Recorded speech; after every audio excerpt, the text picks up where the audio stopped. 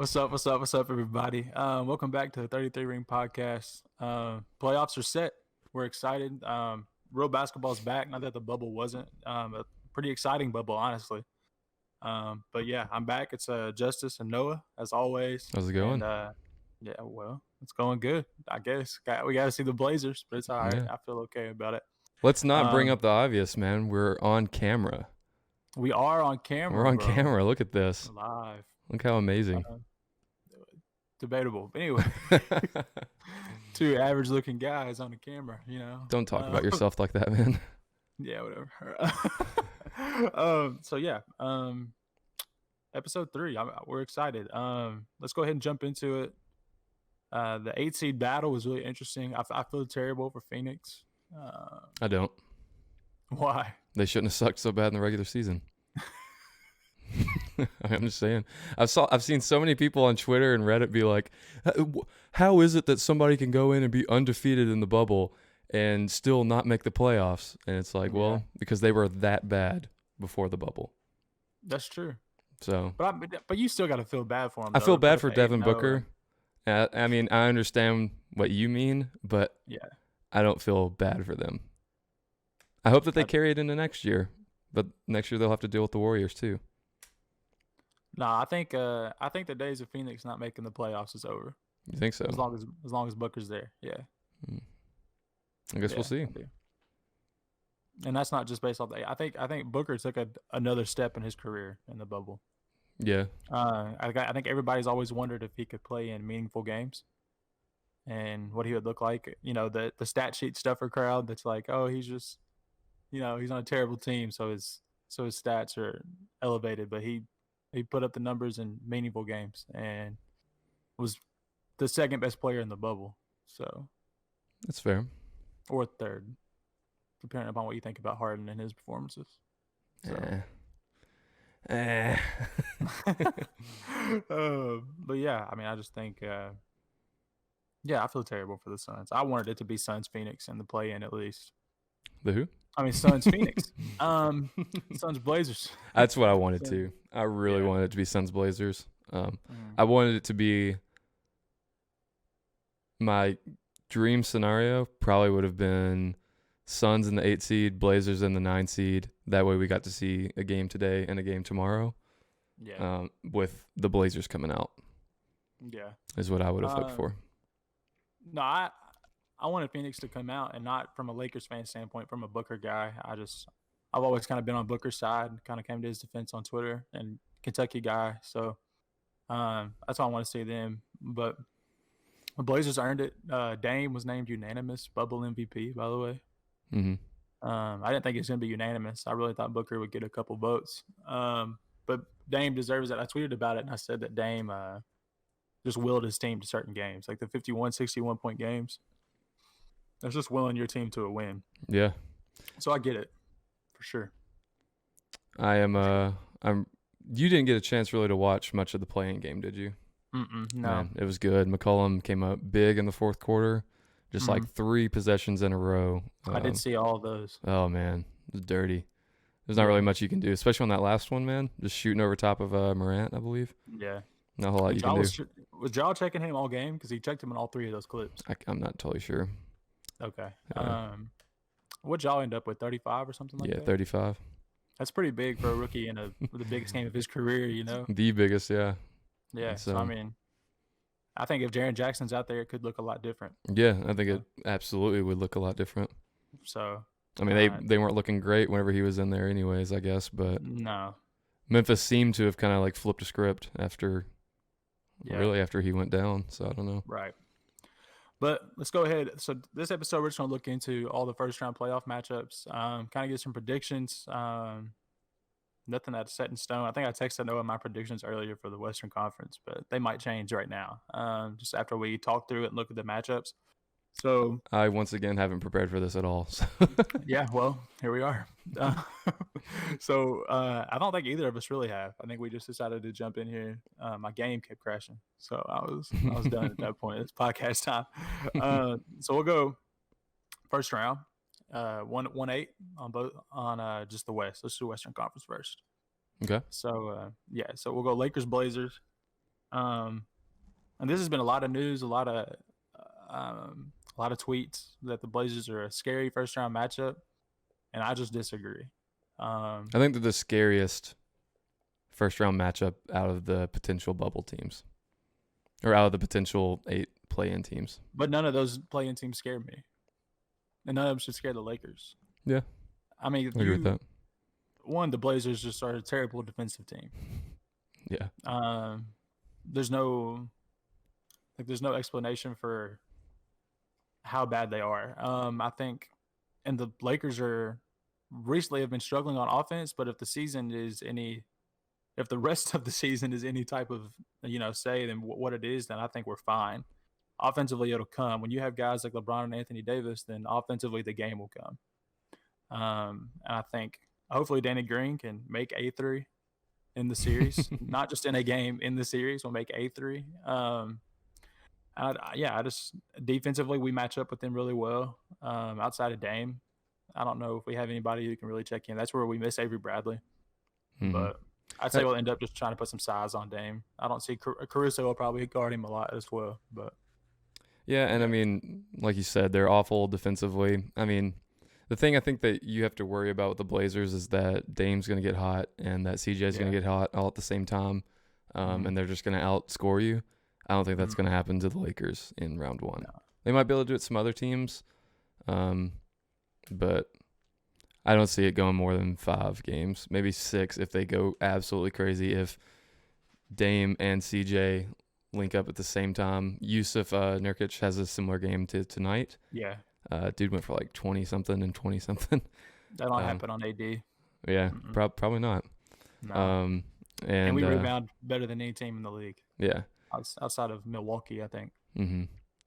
And Melo would have to go crazy too. So there's a lot of things that would have to happen in order for it to be even a competitive series. So yeah, that's what I'm saying. Just for it to be a 6-7 game series, I have Lakers in 5. I think Dame gets you 1 game, more often than not, except for last year against the Warriors. But without KD, without KD. So, and that's the other thing I wanted to touch on, and I've had this debate on Twitter as well. The Steph Dame thing is just people. It's just like how soon people forget, like when somebody's not playing, how good somebody really is. Whether it's KD falling out of all the top player conversations, Dame has somehow surpassed multiple people as the best point guard in the NBA. Seemingly after winning 29 games in the regular season and then getting into the bubble. So it's just like I don't comprehend. I mean, humans themselves are emotional anyways. Yeah. That's what people gravitate to. So we were talking about it a few days ago or maybe yesterday. I don't know. Time flies. But I hope that he just continues to sorry about my dog there. I hope that he continues to get the credit that he's due.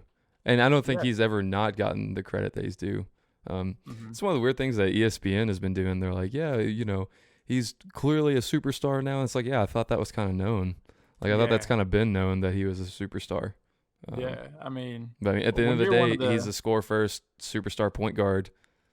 Those guys just don't really lead teams to championships very often, by themselves at least. And CJ, I love CJ. He's one of my favorite players in the league. One of like the smoothest dudes on and off the court. I just think he's dope. Yeah. But he's not really going to help you too much in the quest for a title. Right. Okay, he's undersized 2 guard. Yeah. CJ's very, very much fit for your third guy role. Yeah. I think he could score at the level of a first guy, but just defensively and his size, I think he's just meant to be a third guy. Yeah. Even like a Lou Will type, but just a little. Well, not even just a little bit, but substantially better than Lou. But yeah, but the Steph Dame thing is really frustrating for me. And I told you on the phone, I was like, I hate Steph Curry. Like I hate that I have to defend him. But I try to be as unbiased as possible at all times. And Steph is and has been the best point guard in the NBA since 2015. And nothing's changed that. A year hurt with a broken hand, that's not going to change his performance next year. It wasn't even his shooting hand. Nothing about his game is going to change. So I'm really excited to see him next year. Yeah, I can't wait. I wish they would have kept D'Lo. I think that experiment would have been interesting, just to see Mm-hmm. with his ability to play on the ball and off. But yeah, it's just for everyone out there, slow down on Dame. I'm glad he's getting some respect, and I'm glad he's getting some recognition, especially in a market like Portland. But to me, there's not even a comparison between him and Steph. I don't think it's close. Mm-hmm. I don't think it's close. I think Steph is a couple notches ahead of what Dame is. So Okay. So where you and put Dame at then? On the record. on the record, That doesn't count. Yeah. on the record that doesn't count. Mm-hmm. On the record that Today, doesn't right now, where do you if put him? I'm putting everybody in a vacuum and I'm saying I need this guy to be the best player possible for my team and help us make a playoffs, I'm taking Steph 1 and I'm taking Chris Paul 2, and then Dame will go to 3. How old is Chris Paul? 35. I'm just taking him for one season. The better player, to my opinion. Chris is still a savvy defender. I mean, OKC's what, fifth in the West? Is that what they finished? Or so that's my thing. Yeah, fifth. And people seem to forget, and I've mentioned this to you as well, is that Chris has completely revitalized 3 franchises in a row. Like he went to New Orleans, made them a playoff team. Went to the Clippers, made them a contender. Went to the Thunder, where everybody thought they were just tanking. What was their thing? 0.2% chance of making the playoffs. Mm-hmm. And they're a 5 seed because Chris Paul is that good at basketball. He's that good of a game manager. He can still, like I said, he still defends at a high level. I would take Chris Paul if I'm trying to go win a championship before I would take Dame. Jimmy Butler wouldn't. I know that. They're friends. Yeah, I know. I'm just messing with you. I think they're boys, but yeah. So Lakers, Blazers. Back to prediction. I got Lakers. Yeah, Lakers in 5. Lakers in 5. I could see it going 6, but yeah, I could also see it going in 4. Yeah, just them not being able to deal with the size. Mm-hmm. Which they got. I mean, they got some size on their roster. You know, they got Whiteside, they got Nurkic, but who the hell's guarding LeBron? Yeah, that's what I was about to say. It's the big what?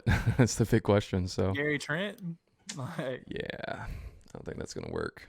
Yeah, I don't think it's gonna be a series. It's gonna be cool. It's gonna be high scoring. Dame's gonna have his moments. It's just not gonna be close for me. Mm-hmm. Moving on, the 2 seed Clippers are playing the Mavs, and what I think is going to be more interesting than a lot of people think. I think it has the potential to. Yeah. You know, it depends on what offense the Mavericks roll out. Mm-hmm. There's not many. The biggest thing for me. Go ahead. I was gonna say there's not many people in the NBA that are gonna be able to guard Kristaps if he's hot. Just being that tall, there's not a whole lot of people that can do anything with that. But their defense sucks. It does suck. And the Clippers don't have a bad offense. No, they don't. And they're super deep, which doesn't really matter as much in the postseason, but they are deep. And like I said, they got some great scorers. So yeah, I tweeted out earlier, and I said, I'm a Lakers fan. I want the Lakers to win. I said, but I think the Clippers will win the championship. And I think, they have 4 18-point per game scores. That hasn't happened since like 1967. So wait, four what? 4 guys who average over 18. So yeah, that hasn't happened since like 1967. So Celtics are close. Yeah, they are. Yeah, they are. I don't know how much Hayward averages. Probably 16 if I had to guess. Yeah, that's what I think it is. But yeah, so I think like that team and tremendously deep guys who can come in and play and get good minutes. I think the Mavs will be a tough series for him just because, you're playing Luka, who's a top 10 player in the world. Porzingis, who we don't know because I don't think this 1 year has really told me, hey, he's a top 25 player in the NBA. But if you talk about what he's done in the bubble, he's one of the 20 best guys in the NBA. So, I mean, that's always going to be a tough series. Tim Hardaway Jr. has had a great year. If Trey Burke plays like he did in the first game in the bubble, then you might be set. But I don't know. I like that team. Maxi Kleber. That's how you say his last name, right? Every time I hear it on the air, it's like Kleba. But Kleba? Yeah, so it's like a soccer thing. Like Kleba? They pronounce it Maxi Kleba.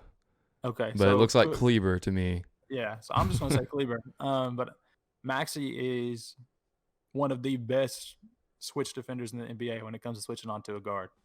And guards try to take advantage of that mismatch. They must not watch the film like it's like statistically he's ridiculous when he's guarding and guard. Like he's got good feet, he moves quickly. He makes up for a lot of what their guards can't do, Mm-hmm. which is defend. So I think it'd be interesting, but I'm going to go Clippers. Clippers in 6, I'm gonna say Clippers in 5. 5. Mm-hmm. Okay, I can respect that, but I think Dallas absolutely has to take a game. So Yeah, I think so too. yeah, Um, and we're also kind of in uncharted territory with the bubble type stuff, you mm-hmm. know. Yeah, So who knows what can yeah. happen without home court advantage. I would have liked to see Dallas in Dallas playing in Dallas because that's a great crowd, a great playoff crowd Dallas in Dallas playing in playing Dallas. in Dallas. Yeah, caption that. But the next one is, in my opinion, the most interesting matchup, which is the Nuggets and the Jazz. Not from like a storyline standpoint. I think Rockets and Thunder is the most interesting.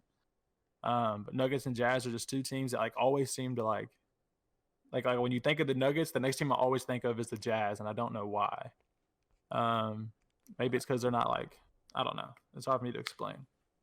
But I think there's uh, like similar teams, especially expectation wise coming into the season. I think they were yeah, kind of grouped into the same bracket of mm, what we thought they were going to be. So yeah, I do the same thing. Whenever I think of the yeah, Nuggets, I think of the Jazz as well. yeah. I'm pretty sure I had the Nuggets as my preseason number one in the West. Like not like coming out of the West in the playoffs, but having the best regular season record. Mm-hmm. So I had the Jazz somewhere in the top 4 as well. So yeah, we're Nuggets Jazz. For me, I think it's almost an easy decision. Nuggets. The Jazz, I think Conley has to be Mike Conley of old for them to really have a chance. Yeah, and then what does that do to Donovan Mitchell of new Yeah. if Mike So it's Conley just of old comes out? Mike, and I really thought Mike was going to unlock something in Donovan's game, and I just it's come out that I was wrong because I don't think Mike fits with them at all. Because Donovan's kind of like their booker, like he's a playmaker from their 2 guard role. Mm-hmm. I don't know what you put next to Donovan. I think you just make Donovan your point guard and just let it be and see and fill those holes with scores. Yeah. Which they're missing Bogey, Oh right? yeah, that hurts them a lot too. Yeah, so you're Hurts them missing a whole Bogey, which lot. was he was what 18 or 19 a game this year, something like that. Yeah, he was doing Yeah, well. so I mean, I don't think that's serious. I think if Bogey was there, I could make it a 7-game series, but I'm going to go Nuggets in 6. I think Jazz can take 2, but I think Nuggets are just too deep with guys who can play. I'm interested to see if Bol actually gets to play in the playoffs. I'm excited to see how MPJ does I hope they under the fill his lights. minutes up. I do Yeah, too. I hope this hasn't been a fluke. yeah. And I love watching Jamal Murray and I love watching Jokic in playoff basketball. So Jokic has a beautiful game, man. it's so much fun to watch. Yeah, he's a freak. Especially skinny Jokic. Boy, the boy looking mobile out there. Oh yeah. But let's see. But yeah, so I'm gonna go Nuggets in 6. I like that prediction as well. Okay. I want to say everybody 5 right now, but I'll say 6. Okay. Just because I've been a Jazz hater kind of all year. I didn't understand like the hype for him last summer. Yeah, you did. You hated it whenever I was talking about it. Yeah. So I don't want to be a complete Jazz hater because I know how talented they are and who they got on their roster. And I'm a big Nuggets fan, so they're probably my favorite team in the West. Yeah. I'm saying it right now. I'm claiming them. I don't know if that's how it works. What do you mean? I don't know if you like have like a favorite team in the West. They're my second favorite team. I don't think I have a second favorite team. You don't like the Clippers? So the Rockets and Thunder, the Rockets and Thunder play, and this storyline wise is the most interesting. I think. And I think a lot of it depends on how the Rockets fare with the absence of Westbrook for we don't know how long. So it's really interesting because I think that before they traded Capella, this you isn't just pierced my soul through the camera, bro. You looked straight into it, and it was pretty epic. Did you like that? All right, go ahead. You want me to do it again? Go ahead. Nope. I think that before I think that before they traded Capella, this isn't as big of a deal.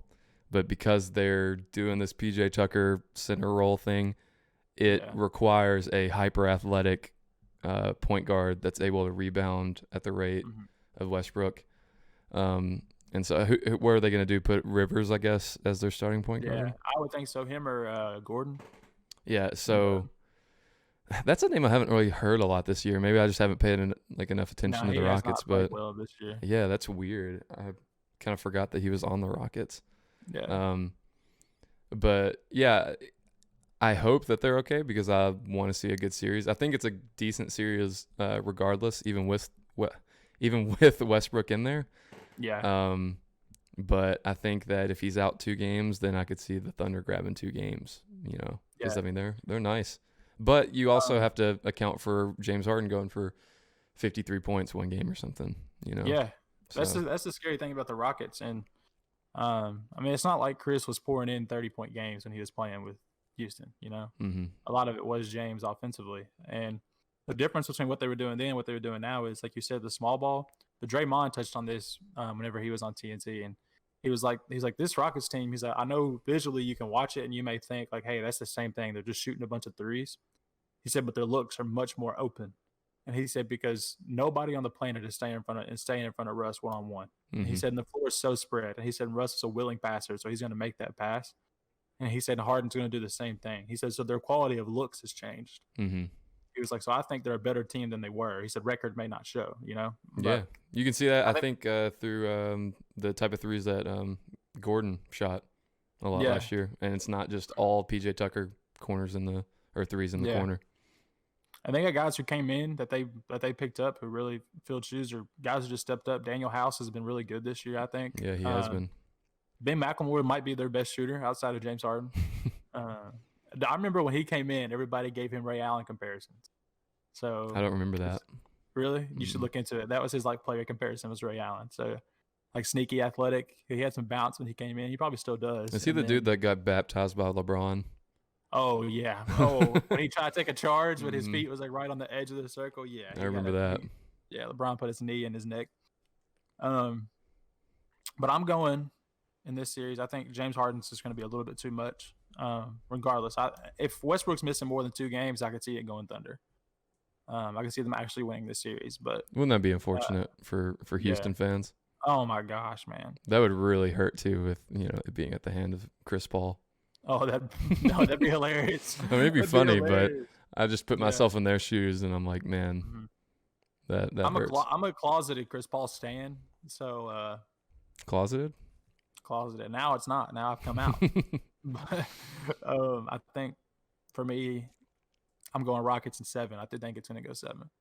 Yeah, I think for me it comes down to how long Westbrook's out, for Yeah. how long it goes. Um, Mhm. I'll say I'm still going to pick the Rockets. Obviously, I'll say Rockets in 6.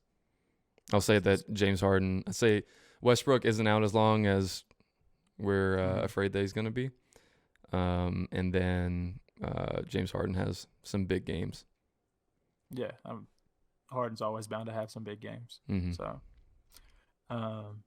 moving forward, I think we're switching over to the East, and I'm gonna let you take the reins. So if you want to talk about the first round matchup, and then move on. Just Bucks and Magic, I believe. Yeah. And the Magic are just absolutely depleted. Oh yeah. And so, give me 1 second. I'm gonna cut this part out, dude. Will you fuck?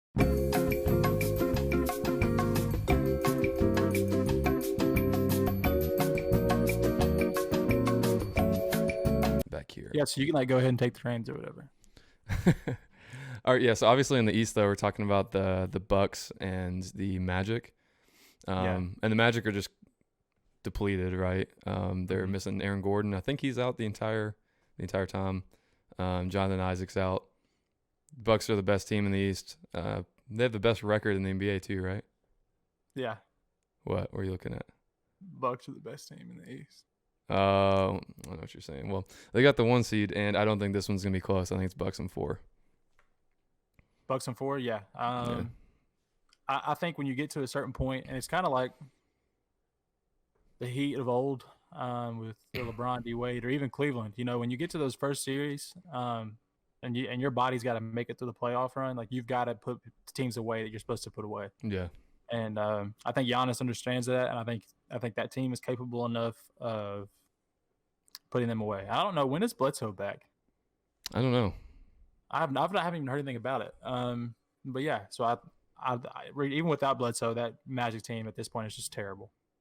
Yeah. So no Isaacs, no Gordon. It's just the Markelle Fultz show. Him and Evan Fournier, just Yeah.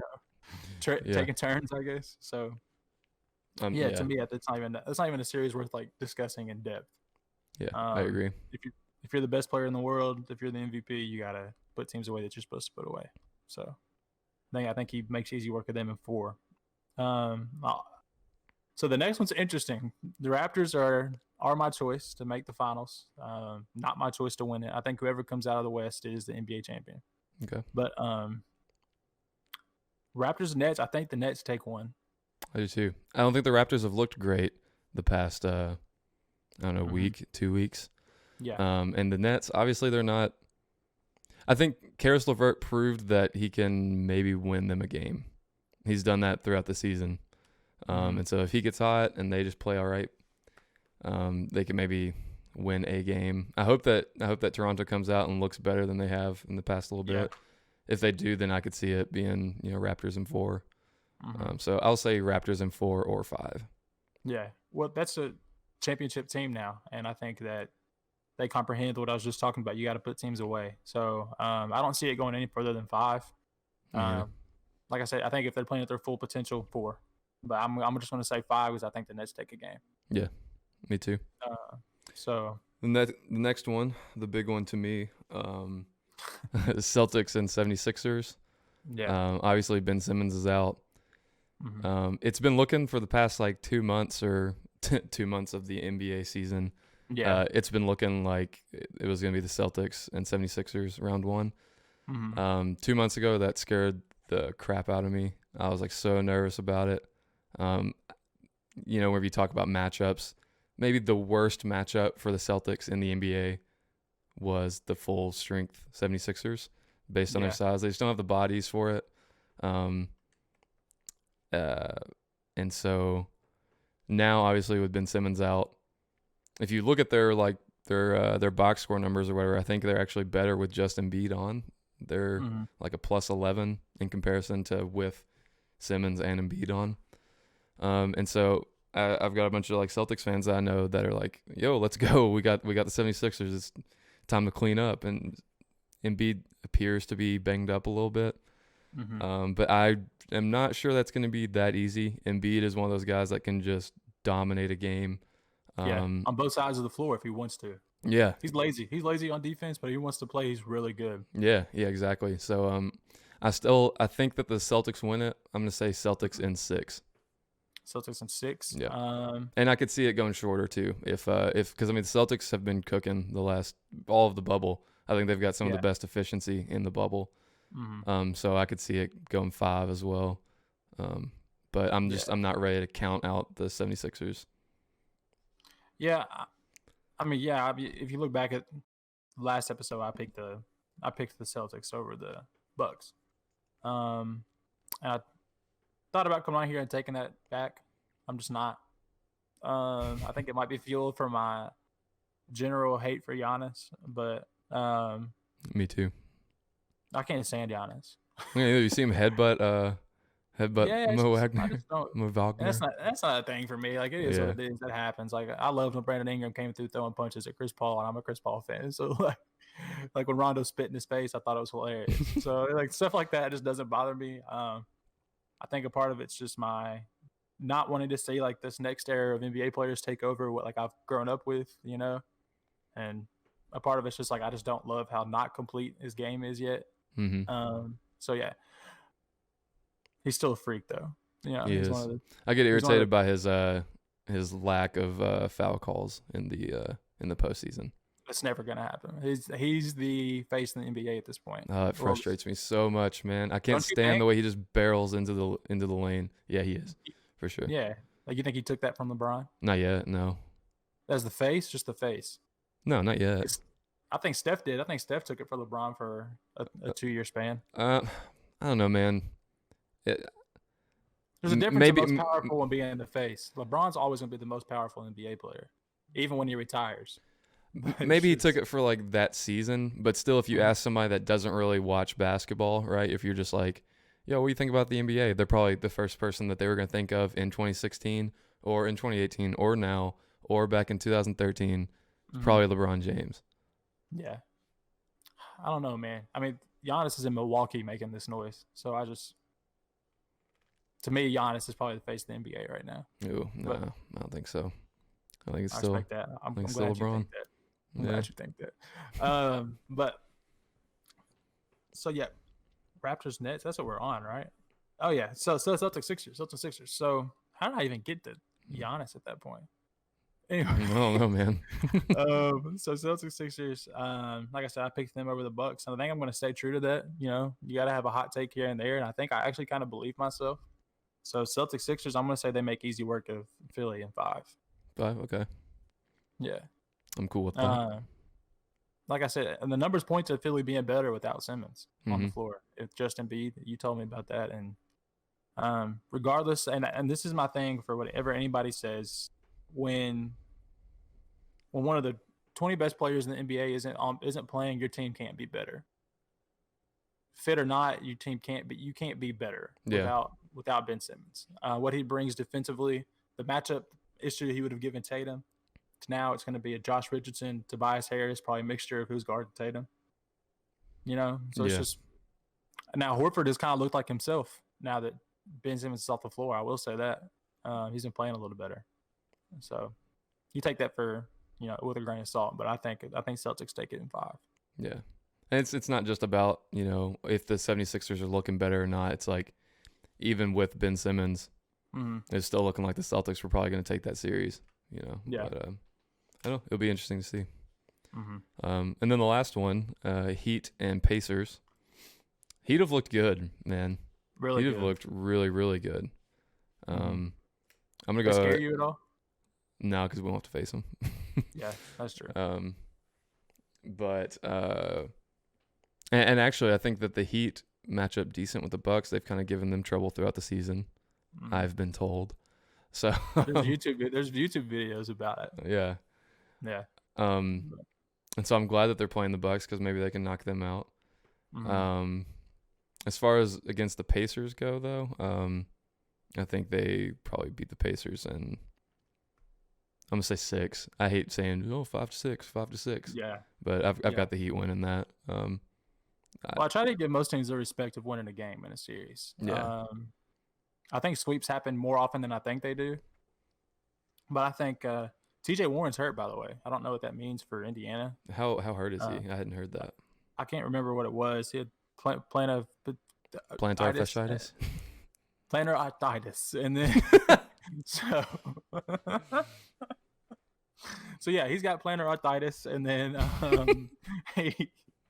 there's something like that. It was something like not like real serious, but enough that maybe he doesn't play in a couple games, Mm-hmm. or maybe you want to hold him out so he's healthy for next season. He's the star of your franchise at this point. I told you the other day you should hang TJ Warren's jersey in the rafters with Jeremy Lin whenever he was on the Knicks. Bubble TJ Warren will never happen to him again. I wholeheartedly believe that. I think his overall play increases, but not to this level anymore. Yeah, that's what I'm saying. It's not going to be this level. But I think Oladipo is just not 100% still. Mm-hmm. I respect that he's playing. I'm interested to see what it looks like with him playing the Heat because I think he'll be a member of the Heat next year more likely than not. Just that's the rumor, and Jimmy loves him some Vic, and I think he fits what their mold is. Defensive guys. So, Sabonis isn't playing, so to me it's just Heat and I'm gonna say I'm gonna be bold. I'm gonna say a Heat sweep. A Heat sweep. I can see that too. Yeah. Yeah, I'm gonna say Heat sweep. They just played so well, and their ball movement is very Celticsy. Yeah. Like the way they swing the ball around, and they've got a quadrillion shooters. Duncan Robinson is one of the 3 best shooters in the NBA right now. Dude, yeah, he's a freak. Yeah. Yeah, he's a freak. And they just seem to love to play together too. Mm-hmm. It's really fun to watch them play if it's not against your team. And then the interesting thing is their experiment running hero at point. He's kind of running like the point for their offense right now. Mm-hmm. Has kind of given him some creative freedom to play the way that I don't know if I knew he was capable of playing. I knew he had a handle on him and I knew he could play, but I think he's been creating his own shot a lot more than he was earlier in the season. And I think it's interesting to watch that, and I think it adds some size to your lineup. So, and then Dragic's still coming off the bench. I think that's just a pretty deep team too. I think if they're smart, Kendrick Nunn only comes in spurts because I think he takes a lot of bad shots. And I think he kind of is a ball stopper. Yeah, so. Hasn't looked great. I think Kendrick Nunn likes Kendrick Nunn more than the rest of his teammates do. So, just personal opinion. That's fair. Personal opinion. Yeah, and Bam still looking phenomenal. I love Bam. I do too. I love Bam. I would do anything for Bam to be a Laker. Absolutely anything. Well, you got a 25 to 50% shot of it someday. Always. I'm sure. Always. Yeah. And what happens in LA. Yeah, take your pick. It's so annoying. God. It's not like that in Boston. I feel like you always get meetings. Oh, yeah, were we the Knicks, bro? But we weren't getting meetings with everybody for the teams didn't even want to come see us until we got LeBron. Yeah, I mean that is kind of like a stereotype against Boston that nobody wants to play there. But I think dudes do want to play there. I think you should want to play with Jason Tatum. Yeah, I think you should too. And Jaylen Brown. Yeah, and Jaylen Brown. Yeah.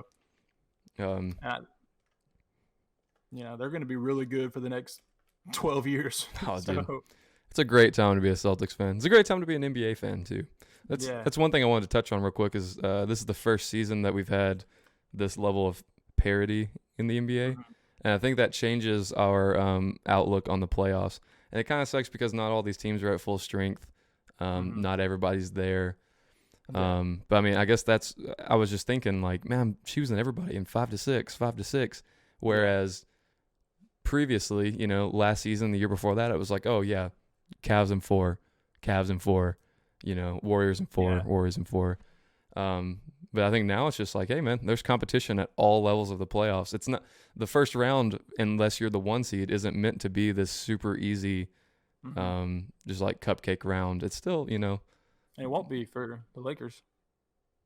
Or I mean, hopefully the Magic can get the Bucks a run. If the Magic, hey, listen, somebody take me up on this bet. It's just gonna be a little bitty bet. If you listen to this, $5 says if you think the Magic can take a game, I'll give you $5. If they win 1 game, I'll give you $5. They do have Vuk. I don't give a. Man, I'm trying to get you $5, bro. I could care less. I'm trying to help you. You should have been, No. dude. What you should have just done right there is been like, oh my god, you're right. Oh yeah. And then you got a bunch of dudes coming at you. Hey, $5, $5. They got 1 pick. Markel, yeah, dude. I mean, they got Mo Bamba on that squad. No, he's not. He left. Oh, he left. He left the bubble. Why did he leave the bubble? Post-COVID testing or something like that. He's got to go do. Poor guy. So he's gone. So they suck. Oh yeah. Never mind. I mean, they had a chance, but now it's over. I do want to touch on one more thing, and it's kind of ridiculous. I think that, and this is part of the reason I picked the Clippers to win the championship. I think that the Lakers have the toughest path to the championship I've seen ever. Seriously. Because if they beat Blazers, then they go winner of Rockets Thunder. So then they're probably seeing Westbrook and James Harden. Mm-hmm. So you go from Damian Lillard, CJ McCollum, Nurkic to Westbrook and James Harden, who are 2 of the top 25 players of all time. And then you get past them, and then you're playing the Clippers. And you're seeing Paul George, Kawhi, Lou Williams, Montrezl Harrell. I'm not even going to say the other little angry guy's name. So it's just, I think that I'm not a fan of this championship should count for more. Like, there are people who are like, well, LeBron coming back from 3-1, that should count for 3 rings. No, it's just 1. Yeah, it's just 1. I'm not a fan of it counting more, but I do think there is something to be said for going through something, and I think it'll benefit LeBron if he can find a way to get out of this and win. Because we've always heard Cupcake East. He's had the cakewalks to the finals. I think this is literally the toughest path to the finals in NBA history. I think you would struggle to find one tougher. Yeah, and I think it's like that for a lot of teams too. If you look at the Clippers, they would have to play the Mavericks, and then it'll be probably the Nuggets, and then the Lakers. Yeah. I mean, that's 3 tough series as well. And then, if you get out, you probably have the Bucks or the Celtics or the Raptors looking at you. Yeah, none of these teams are bad, so. Heat, you don't give the Heat a chance, not even like a slightest chance. Me either. No. Unfortunately, I think they're really good, and I think they're one piece away. Yeah, they just seem like they almost remind me of the like 2017 Celtics. 2016, 2017, just kind of overachieving. I can't. It's like just been a whole season worth. What do you mean? Like they've done it all year, so I don't think they're overachieving. I think it's just who they are. Well, then maybe because the Celtics did it all year too. That's just the they team lost their best guy. Then they overachieved. No. I'm thinking of the Isaiah Thomas, Avery Bradley. Oh, the Isaiah Thomas teams. Okay. Yeah, 16-17, not 17-18. Okay, that's fine then. Yeah. Yeah, I agree with it then. Yeah. That's an accurate comparison. Yeah, that's what they remind me of. Just a really good, scrappy regular season team. Mm-hmm. And who knows? I mean, maybe they'll get to the conference finals the same. Isaiah Thomas, is he still on the Wizards? He wasn't in the bubble, I don't think. I'm saying if he's a free agent, why wouldn't somebody have taken a chance? I mean, Brooklyn was taking Jamal Crawford and Michael Beasley. But anyways, I mean, I think he's probably still on the Wizards roster and just didn't want to go. Yeah, that's probably what it was. But yeah, I mean, the thing you touched on that I liked a lot was the parody of the NBA. I think it's awesome to have that back. What do you mean really back? Cool. I don't know if we've ever seen it to this level. I mean, I think we did because, like, Boston, when you all were really good, had to go through LeBron. LeBron had to go through Boston, and then the Lakers had to go through Dallas. The Lakers had to go through the Spurs, and vice versa. That's fair. That's fair. Yeah, I think the West and the East are both pretty not equally stacked. West has been better since 2007. Yeah, but I was gonna say 2008, somewhere around there. Yeah, so it's just I think it's awesome to have back, and it's been a long time because it was like we knew Miami was going to play Dallas, or we knew Miami was going to play the Spurs. Yeah. So it's just yeah. This I guess maybe that's what I mean. There's less top heaviness. Yeah. So there's parity, but I don't know if we've ever seen this level of non-top heaviness, right? Yeah. Because I mean, it's kind of like in both conferences, there's 3 to 4 teams that you can just pick them, like who you think's coming out. So it's fun. I'm excited I was afraid we weren't going to get to see it. And then next year, I'm crushed. Yeah. Then next year, we're getting the Nets back, who are going to be filthy. Yeah. They're going to be filthy. Yeah. The East is really, really dangerous next year too. Still, if KD's healthy, if KD's the same KD. So yeah, I mean the Nets are going to be filthy, and but that's next year. And so I'm excited to see what happens this year. Like I said, Clippers probably going to win in my opinion. But that's still to come. Yeah, so we got the first round. Yeah, first round's knocked out.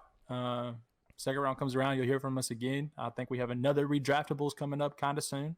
Mm-hmm. We're gonna try to make that its own thing, and hopefully, I don't know how long the first round might take.